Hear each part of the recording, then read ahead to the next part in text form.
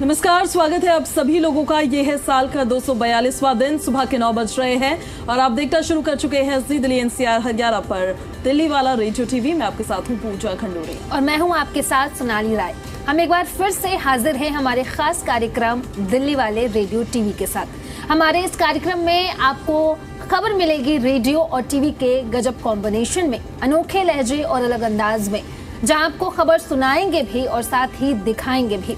दिल्ली की गलियों से दिल वालों की दिन भर की कहानी तक खबर होगी आपके मतलब की। तो कान खोलो, दिल लगाओ और जुड़ जाओ हमारे साथ, क्योंकि आप देख रहे हैं दिल्ली वाला रेडियो टीवी।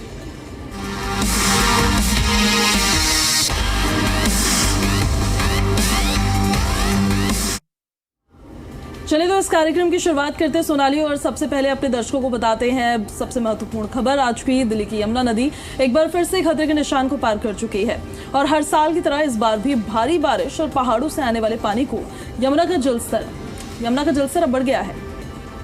आज सुबह करीब 7 बजे ओल्ड रेलवे ब्रिज पर जलस्तर 205.48 मीटर तक पहुंच गया, जबकि खतरे का निशान 205.33 मीटर है। इसका मतलब साफ है पूजा कि पानी अब सामान्य नहीं रहा, अब खतरे की स्थिति बन चुकी है। जब भी यमुना का जलस्तर इस निशान को पार करता है, सबसे पहले चिंता उन लोगों की बढ़ती है जो यमुना के किनारे, खास करके जो लोग पूजा निचले इलाकों में रहते हैं, उनकी परेशानी ज्यादा बढ़ती है। ये इलाके यमुना खादर कहे जाते हैं। यमुना खादर हर साल कई लोग अस्थायी झुग्गियों में रहते हैं। कुछ लोग खेती करते हैं, कुछ मजदूरी करते हैं और कुछ लोग तो सालों से वहीं बसे हुए हैं। उनके लिए ये सिर्फ नदी नहीं है, उनका घर है, उनकी जिंदगी है, उनका रोजगार है। इस बार भी जैसे ही पानी खतरे के निशान से ऊपर पहुंचा, हालात बिगड़ने लगे हैं। यमुना की तेज धारें अब धीरे धीरे पुस्ता बांध तक पहुंच गई है। ये बांध नदी के किनारे बनाया गया है ताकि पानी उससे आगे ना जा सके और शहर की आबादी सुरक्षित रहे। अब देखिए, इसमें अच्छी बात यह है कि फिलहाल यमुना पुस्ता के उस पार यानी कि शहर की तरफ पानी नहीं पहुंचा है, लेकिन डर अभी भी बना हुआ है। ये डर का साया गया नहीं है। असल परेशानी उन लोगों के लिए है जो यमुना पुस्ता के अंदर रहते हैं, यानी कि जो लोग उस बांध और नदी के बीच वाली जमीन पर रह रहे हैं, उन्हें अब वहां से हटाया जा रहा है, क्योंकि तेज धार में फंस जाने का खतरा बहुत ज्यादा बन जाता है। प्रशासन ने इन लोगों को सुरक्षित जगहों पर पहुंचाने के लिए नाव और गोताखोरों की टीम्स भी लगाई है। खास करके कश्मीरी गेट के पास के बोट क्लब से आए गोताखोर लगातार लोगों को निकाल रहे हैं। इलाकों में जो लोग रहते हैं पूजा, उनकी जिंदगी हर साल बारिश के मौसम में उलट और पुलट हो जाती है। उन्हें अपने छोटे छोटे बच्चों के साथ घर छोड़कर टेंटों में जाना पड़ता है। कभी स्कूलों में बनाए गए अस्थायी राहत शिविरों में रहना पड़ता है। कई बार तो लोग अपने मवेशियों को भी साथ नहीं ले जा पाते हैं। घरों का सामान, कपड़े, यहाँ तक कि पूजा जो उनके ज़रूरी कागजात होते हैं ना, सब कुछ भीग जाते हैं और कभी कभी तो बह भी जाते हैं। कई लोग ऐसे हैं जिनके लिए ये सब कुछ नया नहीं है। वो जानते हैं कि पानी का जल स्तर जो है वो बढ़ेगा, कुछ दिन के लिए उन्हें घर छोड़ना पड़ेगा। हर बार डर भी उतना ही होता है कि क्या इस बार जान बचा पाएंगे या इस बार घर से फिर वो बाहर ही रह जाएंगे, क्या इस बार बच्चे स्कूल जा पाएंगे। उनका ये डर जो है वो हमेशा ही बना रहता है। बिल्कुल, कई तरह के सवाल हैं और कई तरह की समस्याएं हैं जिनको उन्हें फेस करना पड़ता है। दिल्ली की जो यमुना नदी है, ना सिर्फ एक वो नदी है बल्कि एक पहचान है वो दिल्ली की, और आज यही नदी खतरे का संकेत बन चुकी है। जलवायु परिवर्तन, शहर में बढ़ता कंस्ट्रक्शन, नालों से बहता गंदा पानी, सब कुछ मिलकर यमुना को साल दर साल और भी ज्यादा अपनाता ही जा रहा है। जब उत्तराखंड या फिर हिमाचल में तेज बारिश होती है तो उसका सीधा असर दिल्ली की यमुना पर पड़ता है। हालांकि सरकार और प्रशासन अपनी ओर से बचाव और राहत के इंतजाम कर रही है। बिल्कुल सही कहा आपने। राहत कैंप लगाए गए हैं, खाना और पानी की व्यवस्था की गई है, लेकिन सच्चाई कहीं ना कहीं ये भी है कि जब तक जलस्तर पूरी तरह से कम नहीं होता तब तक डर बना ही रहता है। आज जब यमुना खतरे के निशान से ऊपर बह रही है, तब सिर्फ पानी नहीं बढ़ रहा है, लोगों की परेशानियां बढ़ रही है। डर और अनिश्चितता भी कहीं ना कहीं लोगों की बढ़ रही है। और अब सबसे बड़ा सवाल यहाँ पर यह है पूजा कि क्या हम हर साल यही सब झेल रहे हैं या फिर यही सब झेलेंगे, हर बार का यही सीन होगा। बिल्कुल ठीक कह रही हैं आप कि हम हर साल ये क्यों झेलते रहे। हाँ। अब देखिए जो दिल्ली की पब्लिक है वो नई सरकार लेकर आई। तो वो इस उम्मीद से लेकर आई कि जिन समस्याओं से वो आज तक दो चार होते रहे हैं उन समस्याओं से अब उनको निजात मिलेगा। अब वो उन दिक्कतों में नहीं रहेंगे। लेकिन अगर मानसून आएगा फिर से जल भराव भी वो देखेंगे, फिर से नदियों के बढ़ते जल स्तर की वजह से अपने घरों में पानी वो देखेंगे। सर्दियों का मौसम आएगा फिर से एयर पोल्यूशन वो देखेंगे, गर्मी का मौसम आएगा फिर से पानी की किल्लत वो देखेंगे। तो वो सवाल ये पूछेंगे कि आप क्या कर रहे हैं इसके लिए। वो प्रशासन से भी ये सवाल पूछेंगे और वो सरकार से भी सवाल पूछेंगे कि आपने हमें राहत देने के लिए आखिर क्या किया है। ये स्थिति जो बन रही है, बारिश तो हर साल होगी, वाटर लेवल हर साल बढ़ेगा, हथनी कुंड बैराज से भी पानी छोड़ा ही जाएगा क्योंकि वो भी उतना स्टोर नहीं कर सकते। लेकिन आप हमारे लिए क्या कर रहे हैं? आप इस समस्या से निजात दिलाने के लिए क्या कर रहे हैं? क्या आप उतने बांध डेवलप कर रहे हैं, उतने बना रहे हैं कि वो पानी जो निचले इलाके लो लाइन एरियाज है वो पानी वहां तक ना पहुंचे? तो कई तरह के सवाल है देखिए जो इस वजह से खड़े हो जाते हैं। और दिल्ली की पब्लिक बस ये चाहती है कि जो समस्या वो फेस कर रहे हैं उसका समाधान आप उनको निकाल के दें।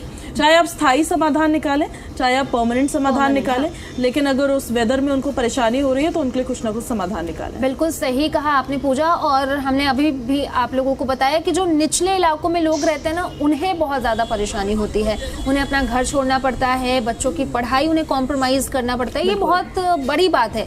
बच्चे क्योंकि भविष्य हैं और उनकी पढ़ाई अगर कॉम्प्रोमाइज करनी पड़ी है तो कहीं ना कहीं गलती तो है। और प्रशासन को और सरकार को खास तौर पे काम करना चाहिए इसके लिए।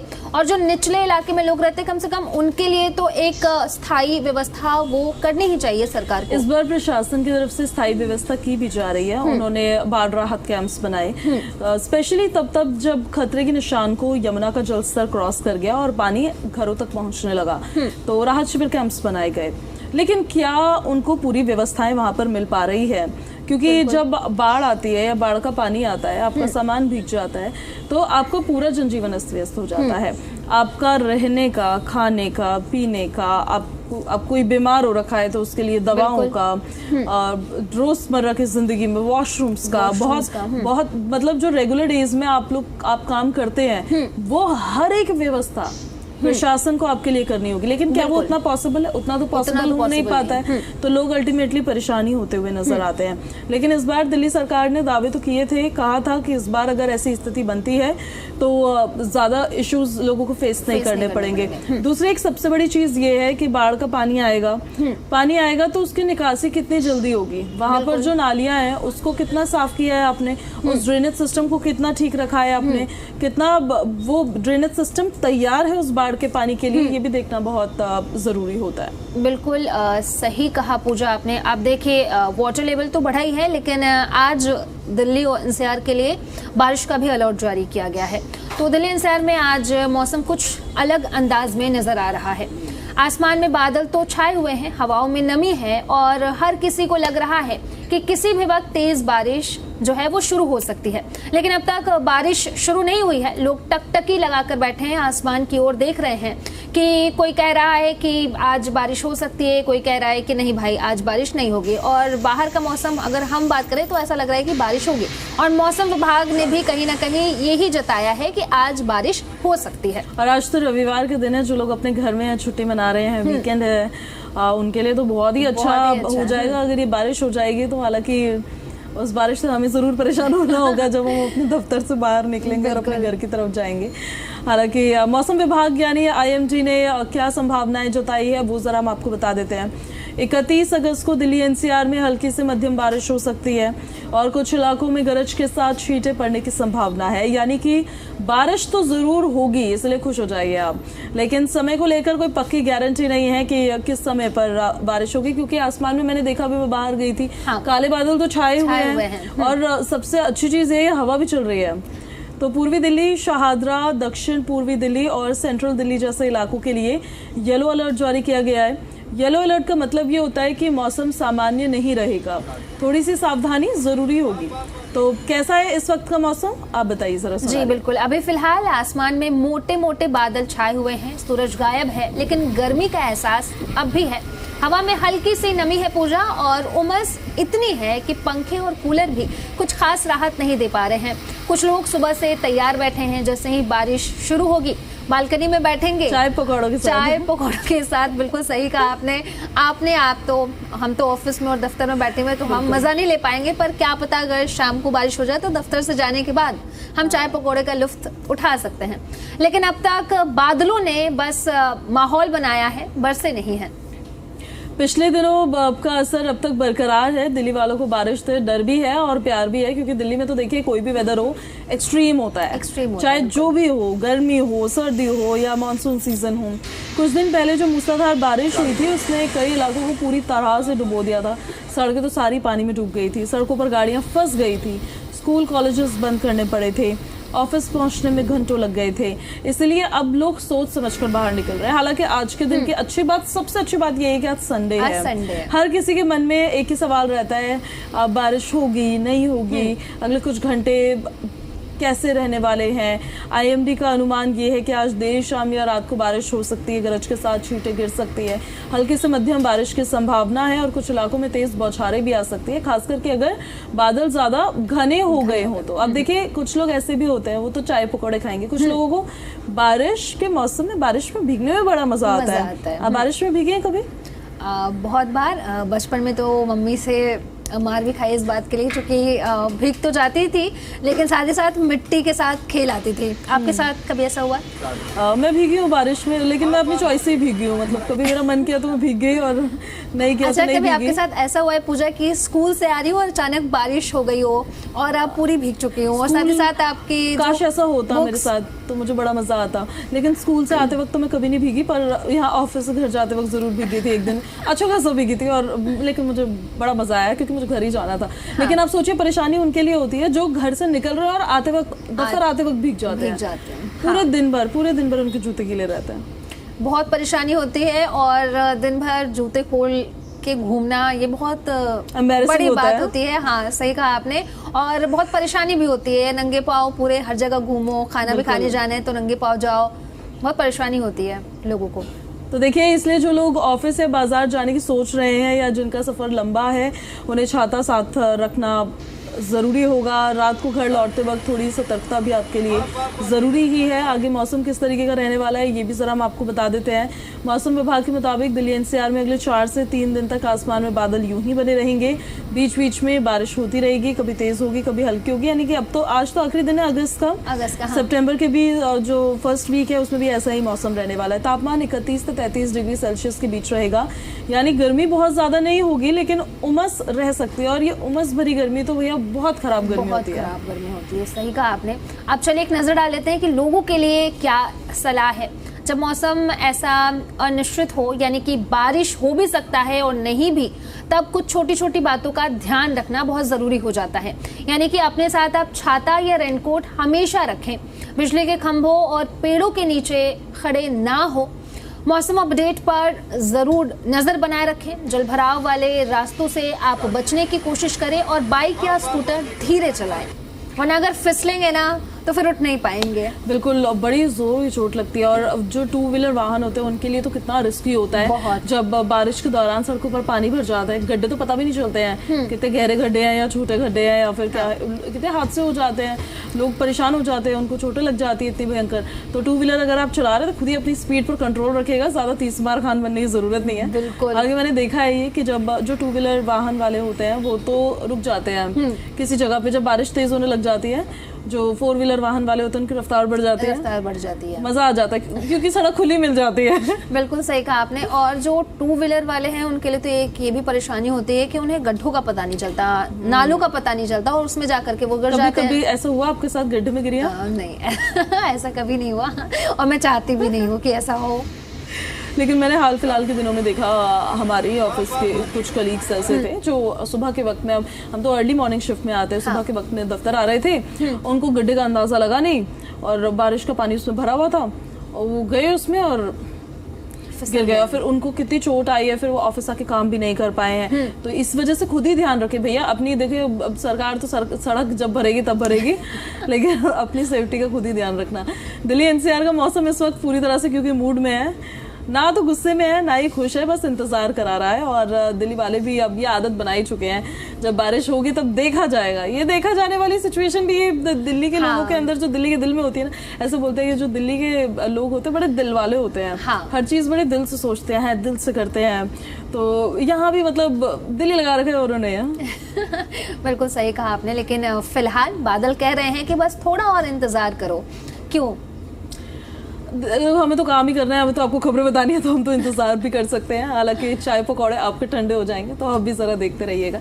अब हम खबरों में आगे बढ़ते हैं और एक बड़ी अहम खबर अब आपको बताते हैं। दिल्ली एक ऐसा शहर है जहां पर एक तरफ तेजी से विकास हो रहा है, ऊंची ऊंची इमारतें बन रही है, मेट्रो हर कोने तक पहुंच रही है, लेकिन दूसरी तरफ एक ऐसी समस्या है जो दिन ब दिन लोगों के लिए खतरा बनती जा रही है, और वो है आवारा कुत्तों की बढ़ती संख्या।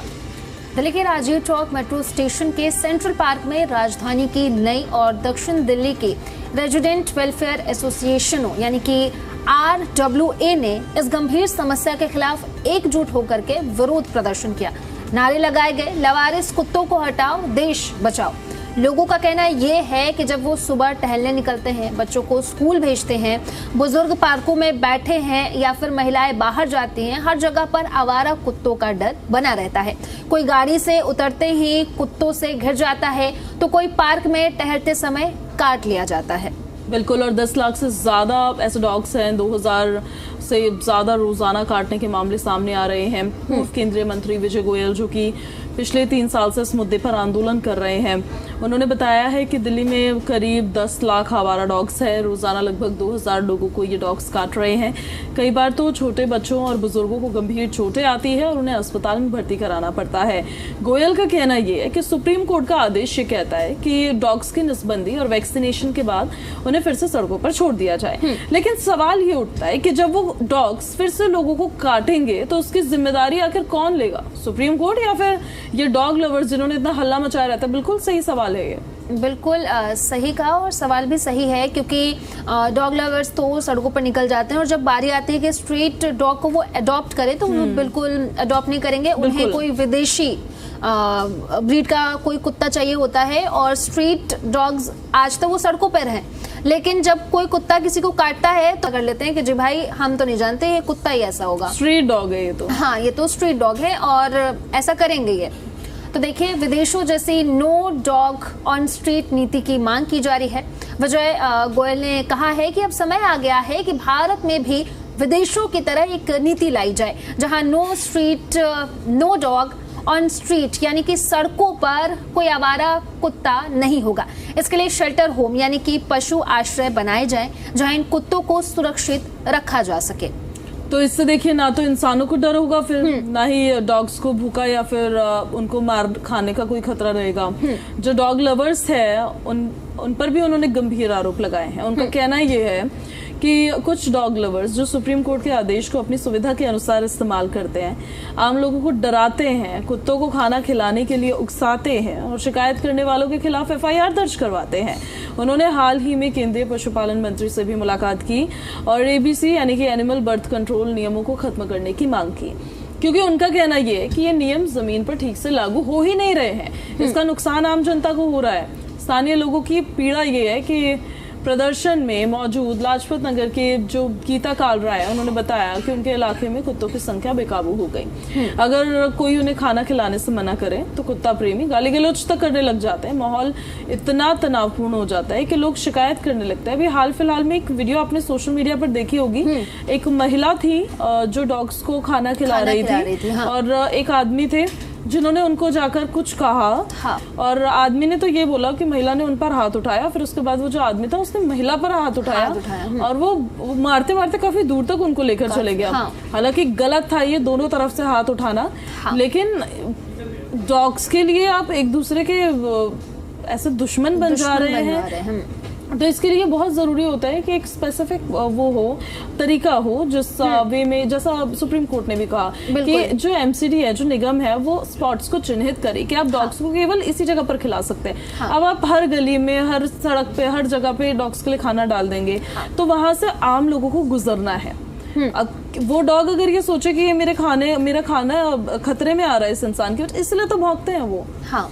तो इसके लिए बहुत ज़रूरी है। अब देखिए, लोधी गार्डन समिति के जो अध्यक्ष है टोनी, उन्होंने बताया है कि उनके इलाके में कुछ ही समय में कुत्तों की संख्या 10 से बढ़कर 40 हो गई है। ऐसे में छोटे बच्चों को अकेले भेजना काफ़ी मुश्किल हो जाता है, क्योंकि ये डॉग्स उनके पीछे पड़ जाते हैं। बच्चे क्या करेंगे, बच्चे तो डॉग्स से डरते ही हैं, बिल्कुल। बड़े तो है नहीं जो उनको पता हो कि डॉग्स को कैसे हैंडल किया जाता है। इवन बड़ों को भी सबको नहीं पता होता है, क्योंकि जो डॉग लवर नहीं है, जो डॉग्स के बीच में नहीं रहता, उनको नहीं पता कि आप कैसे डॉग्स को ट्रीट करो, या आप कैसे उनके सामने से गुजरो, या फिर आपको क्या आपका जेस्चर होना चाहिए, क्या आपका पोस्चर होना चाहिए। बिल्कुल। और खौफ इतना होता है उन डॉग्स का, तो ऐसे में बहुत ज़रूरी हो जाता है कि हर किसी का ध्यान रखा जाए। भाई, प्यार अपनी जगह है। बिल्कुल सही कहा आपने, प्यार अपनी जगह है। और कुत्ते जो है वो तभी काटते हैं, कहीं ना कहीं देखा जाता है कि एक तो वो गुस्से में अगर हो या बहुत गर्मी हो उसकी वजह से भी काटते हैं, और कई बार देखा जाता है कि आप कुत्तों को जाकर के छेड़ रहे हैं सामने से, तब कुत्ते आपके ऊपर अटैक करते हैं, जो कि बहुत गलत है। तो देखिए, साउथ जंग डेवलपमेंट एरिया के MS रावत ने कहा कि MCD यानी कि नगर निगम बिल्कुल निष्क्रिय है, शिकायत करने के बावजूद कोई कार्रवाई नहीं होती। ऊपर से कुत्ता प्रेमियों का हस्तक्षेप इतना ज्यादा है कि कुछ करने ही नहीं दिया जाता है। तो ये बहुत बड़ी मुश्किल है। देखिए, सुप्रीम कोर्ट ने अभी आदेश दिया, लेकिन जो डॉग लवर्स हैं उसका भी विरोध कर रहे थे, सड़कों पर उतर रहे थे, प्रदर्शन देखने को मिला पूजा। तो ये बहुत ही परेशानी होती है, और डॉग लवर्स ये नहीं समझते हैं कि जब कुत्ते काटते हैं उसके बाद की स्थिति क्या होती है। एक वीडियो आपने देखी होगी, कोई क्रिकेटर था जिसकी मौत हो गई, उसने छोटे से पिल्ले को बचाया और पिल्ले ने गलती से उसको थोड़ा स्क्रैच हाथों पे उसने कर दिया और उसने ध्यान नहीं दिया, उसने इंजेक्शन नहीं लिया और उसके बाद रेबीज हुआ और उसके बाद उसकी मृत्यु हो गई। और आप सोशल मीडिया पर जाकर देखेंगे तो उसकी वीडियो बहुत ही खतरनाक है। वो देख के ही मैं घबरा गई हूँ उसके बाद, और मैं कुत्तों के पास जाने से भी अब डरती हूँ। बिल्कुल, और इसी वजह से सुप्रीम कोर्ट ने ये कहा है कि लोगों की जान से बड़ा नहीं होता है डॉग लव। इंसान को अहमियत देना सीखे। तो एनिमल लवर्स के लिए एक संदेश भी है मेरी तरफ से, ना कि डॉग्स को। अब सवाल ये, सुप्रीम कोर्ट का जो आदेश है कि डॉग्स की नसबंदी और वैक्सीनेशन कर उनको सड़क पर वापस छोड़ दिया जाए, क्या वो आम लोगों के लिए, सुरक्षा के लिए सही है? कानून का पालन जरूरी है, लेकिन अगर उसी कानून की वजह से लोगों की जान जोखिम में पड़े तो क्या उस पर दोबारा विचार नहीं होना चाहिए? अब ये जो दरअसल उन्होंने निर्देश दिए हैं, ये रूल्स तो पहले से है, हाँ, लेकिन वो इम्प्लीमेंट नहीं हो रहे थे। बिल्कुल। बट उसकी इम्प्लीमेंटेशन के लिए आपने कितना प्रेशर बिल्ड किया है, ये भी देखना बहुत जरूरी होता है। डॉग्स की वैक्सीनेशन हो, ये भी पहले से है, हाँ। लेकिन वो होता नहीं, ऑन ग्राउंड नजर नहीं आता, सिर्फ कागजों में नजर आता है। दूसरी तरफ उनके बर्थ कंट्रोल को लेकर मैंने देखे हैं कई बार ऐसे जो MCD की गाड़ियां होती है वो आती है, डॉग्स को उठाकर लेकर जाते हैं, लेकिन वो प्रॉपरली क्या हो रहा है? मतलब आप सोचिए कि 100% आपको कोई काम चाहिए, हाँ, उसमें से हार्डली वो 20 या 30% हो रहा है। बिल्कुल। तो जो बाकी का 60 या 70% है, या 70 to 80% काम है, उसके लिए प्रेशर बिल्ड करने के लिए आपने क्या किया? और अगर ये नहीं किया जाता है प्रशासन की तरफ से ऐसा काम, तो उन पर एक्शन लेने की आपने क्या पॉलिसी बनाई है? बिल्कुल, भी बहुत जरूरी है। सुप्रीम कोर्ट का आदेश मानवता और जानवरों की सुरक्षा दोनों को ध्यान में रखकर बनाया गया था, लेकिन जब जमीनी हकीकत ये दिख रही है कि ये नीति विफल हो रही है, जिसका मैं जिक्र भी अभी कर रही थी, हाँ, उस पर संवाद और समीक्षा बहुत जरूरी है। तो अब हल क्या हो सकता है इसका? नगर निगम को सक्रिय होना होगा, जिसके बारे में हमने अभी बात की है। कुत्तों की सही संख्या की रिपोर्ट बनानी होगी, शेल्टर होम्स बनाने की योजना तेज करनी होगी, जो डॉग लवर्स है आम जनता के बीच संतुलन बनाना होगा, ABC नियमों पर फिर से समीक्षा करनी होगी, और किसी भी हमले या काटने की घटना के लिए जवाबदेही तय करनी होगी। बिल्कुल सही कहा पूजा आपने। जानवरों से प्यार होना अच्छी बात है, लेकिन जनता की सुरक्षा उससे कहीं ज्यादा जरूरी है। हर साल हजारों लोग कुत्तों के काटने से घायल होते हैं, कुछ लोग तो अपनी जान भी गंवा देते हैं। अब समय आ गया है कि दिल्ली जैसे शहरों में इस गंभीर समस्या का ठोस समाधान निकाला जाए, ताकि इंसान और जानवर दोनों शांति से रह सकें। बिल्कुल, और समस्या का समाधान देखिए अब कैसे निकाला जाता है ये देखना होगा। हाँ। हालांकि अब जो सर्वा सुप्रीम कोर्ट है उन्होंने तो निर्देश दे दिए हैं, बट ऑन ग्राउंड इम्प्लीमेंटेशन उसकी कैसे होगी ये देखना होगा। फिलहाल चलिए, ये तो बात की है हमने डॉग लवर्स, डॉग्स और सुप्रीम कोर्ट के आदेश की। अब हम बात करते हैं सोने चांदी की कीमतों की, जिसमें लगातार बदलाव हो रहा है, कभी ऊपर तो कभी नीचे हो रही है। 24 कैरेट सोने की अगर हम बात करें तो आज 1,02,760 रुपए प्रति 10 ग्राम हो गया है। वहीं अगर हम चांदी की बात कर ले तो पूजा, चांदी की कीमत भी बताएं आप दर्शकों को। 1,19,900 रुपए प्रति किलो हो गई है ये चांदी की कीमत है, और सोना चांदी दोनों ही आसमान छूता हुआ नजर आ रहे हैं। तो ऐसे में देखिए, देख लीजिए आपके बजट के हिसाब से, अगर आप ले सकते हैं तो आप ले लीजिए। फिलहाल ये प्राइसेस देखकर तो मैंने तो ये सोच लिया है कि मैं फिलहाल अभी नहीं लूंगी। आप लोगे क्या? पता नहीं, मैं हर बार यहाँ बैठती हूँ सेम बात करती हूँ, बहुत सोचती हूँ लेकिन ले नहीं पाती हूँ। तो सोने और चांदी को लेकर देखिए, जो प्राइस फिलहाल बढ़ रहा है या कम हो रहा है वो हम आपको बता रहे हैं। फिलहाल मोटा मोटी ये समझ सकते हैं आपके 1 लाख के पार दोनों ही पहुंच चुके हैं। और अभी तो त्योहारी सीजन भी आने वाला है, तो जब दिवाली का टाइम आएगा, शादियां शुरू हो जाएंगी अब कुछ वक्त में, तो उस दौरान एक भारी भरकम बोझ आपकी जेब पे पड़ सकता है। तो और इवन उस टाइम पे तो प्राइस और ज्यादा हाई हो जाएंगे। अभी ले लीजिए अगर लेना है तो। हाँ बिल्कुल, अभी ले लीजिए, क्या पता कि ये 1.5 लाख के पार चले जाएं और तब आप सोचे कि हम पहले ले लेते हैं। बिल्कुल, काश पहले ले लिया होता। और रिश्तेदारों को भी अभी बोल दीजिए, रिश्तेदार जो आपको गिफ्ट देंगे। अच्छा, गिफ्ट देंगे और साथ ही साथ आप कुछ जो गिफ्ट देने वाले हैं वो भी आप एक काम कीजिए, अभी ले लीजिए। हाँ, वो भी गिफ्ट आप अभी ले सकते हैं। तो सोने चांदी के दामों की बात हुई, और फिलहाल क्योंकि अभी समय की थोड़ी सी कमी है, इस वजह से इस कार्यक्रम को यहीं कर रहे हैं समाप्त। धन्यवाद।